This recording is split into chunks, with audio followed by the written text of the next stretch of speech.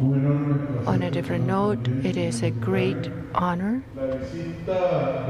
on a personal level, Mr. Secretary, to receive this visit from such a high-level official from our main ally, the United States of America, Mr. Marco Rubio. I believe the relationship between both countries is strong, where we agree on what we want for our respective people. We want prosperity, we want peace, we want law and order. We want our states and our societies to be prosperous, where people have the right to be happy and pursue their own happiness. And that is why we have had this historical relationship with the United States. During this visit, we were able to outline our ongoing cooperation roadmap with this new administration, and I believe that we reached significant agreements around illegal immigration. We understand that Costa Rica is one of the most prosperous countries in Latin America, and it is a destination for migration. We also understand that we need to strengthen our fight against international organized crime, which is something that Mr. Secretary has very generously offered to continue helping with and help us with the waivers that freeze aid in that area for our country. We also talked about cybersecurity, but I would like you to hear from him about all the details.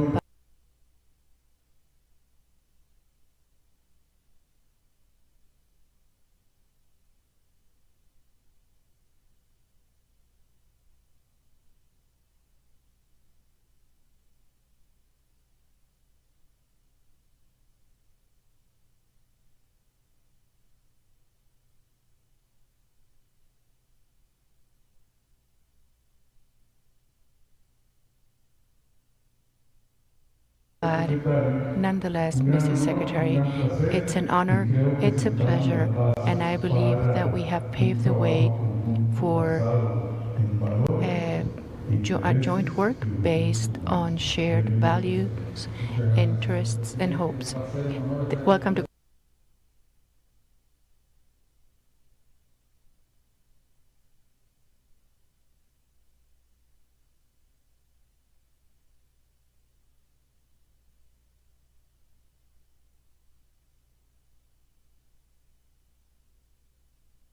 Costa Rica. Thank you, Mr. President. Thank you for being here. Thank you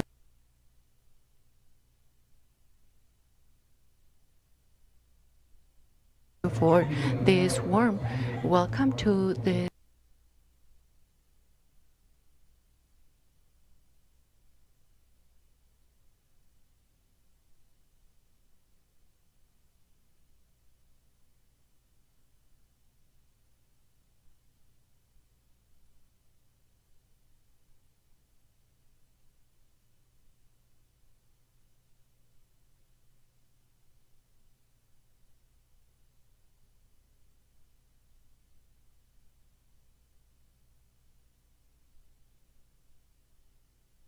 warm country that's an ally with the United States, where we have a lot in common.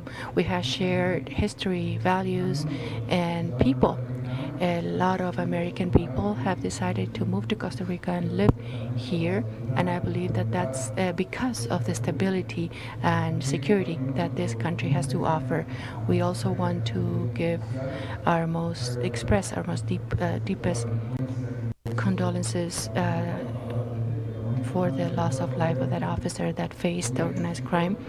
And the most sacred thing that a government can offer to the society is security. We have talked about common ground today. First of all, we talked about 5G and the importance of having cybersecurity. All of the technologies that will advance the economies in this century will be based on telecommunication and technology. And you have been very kind because you will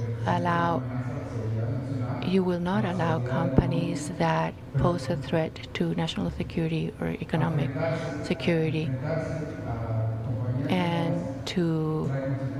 And when you take a stand against companies like that, there's consequences, there's threats, there's blackmailing, and there's attempts to infiltrate different government agencies. And you have had a staunch position on that, and we will continue to work and help with that. Because this is an issue, cybersecurity, that we also face in the United States. In this country, they have over 100 million cyber attacks a year. That is unacceptable. And we continue to build up on what we have so that we can face this foreign threat, because this threat is used to compromise your system and threaten the state and its economy. This is something that we need to discuss, and we will cooperate on. Unfortunately, when there's efforts like these, there are individuals in power and in certain agencies that are willing, for different reasons, to support that which is contrary to the interest of the state and its people. So we will work together to see what kind of consequences we will impose when something like that happens, and to see how we can help you to punish this attitude by high-ranking government officials that are not working for the good of their national interests. So anything that we can do to help in that, we will.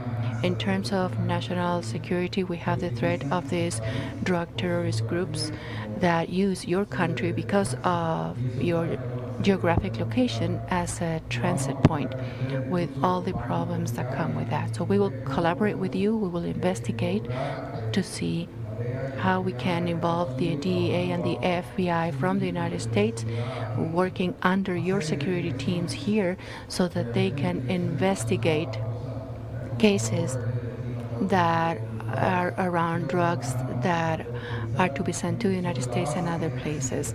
But this is work that we are gonna build on. I would like to congratulate you. I was here only once before, in 2017, for the first time, when that problem was just starting to surface.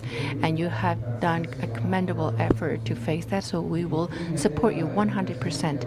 And finally, in terms of migration, you are a country that is not only used for transit, but destination as well, because this is an advanced economy where there is job opportunities and a lot of people want to stay. But you have also seen that there has been an attempt to come through your borders, migration that are from different continents, like in continents such as Africa, and these people may have ties to terrorism, but they were en route to the United States. So we will continue to work as strongly as ever with biometrics, etc., to identify these people and prevent them from damaging you, us, or any other country in the region for that matter. And one of my priorities is to ensure that the U.S. foreign policy sends a signal that it's better to be a friend than an enemy. It's better to be an ally than a troublemaker. And unfortunately, this has not been the case in the past, in several administrations in the past, and this is a complaint that I heard time after time while my time in the Senate, that sometimes it's better to be the United States enemy than friend, because if you are your friend, you're overlooked and ignored and even criticized. But if you are an enemy, they want to come up with some arrangement, negotiate, and we cannot have a foreign policy that rewards those who want to harm us and ignore those who cooperate with us.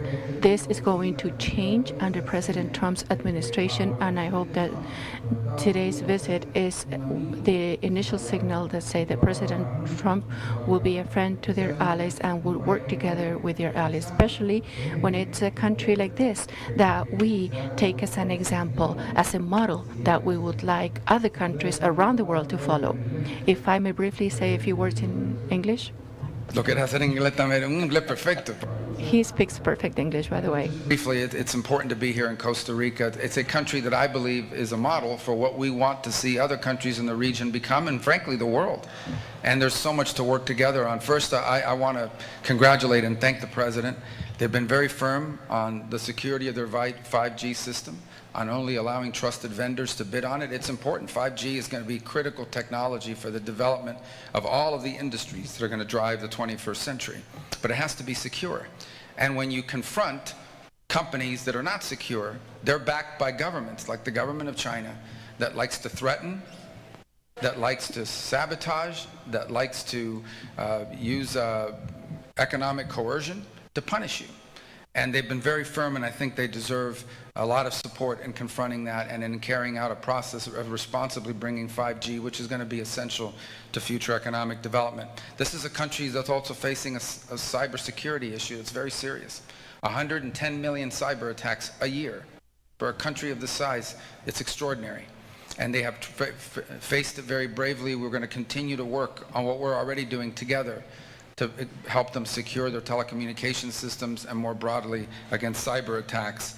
I think it's also important to understand that oftentimes, unfortunately, when you confront elements such as these, there are efforts to undermine your institutions by individuals in the government that should be working in the national interest, but instead have found, for some reason, to become complicit with malign actors. And so we're going to try to work in cooperation with you to impose costs on those within the country who use their positions of authority to undermine the interests of the people of Costa Rica and in favor of a malign foreign actor. And the issue of narco traffickers, this is not a country that produces drugs because of geography. It is a place where people, these elements, try to traffic drugs. And you've done extraordinary work in preventing those drugs from getting out. And we're going to continue to work with you on providing the technologies that these waivers are about today to prevent the exportation of drugs. But when you confront these groups, they become